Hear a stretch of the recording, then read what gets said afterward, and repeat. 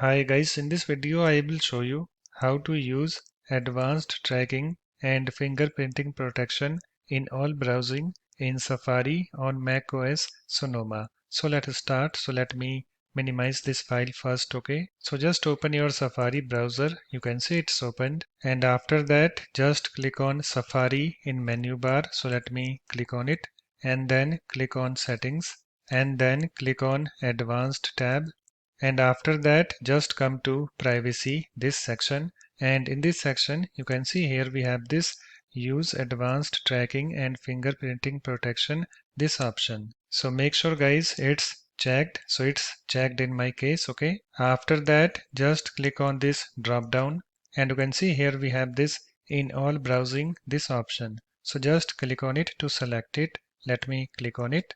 You can see it's now selected. So it's now done. After that, you can close this window. So let me close it. So that's it. In this way, you can easily use advanced tracking and fingerprinting protection in all browsing in Safari on macOS Sonoma. If you like my videos, please support this channel by subscribing to it.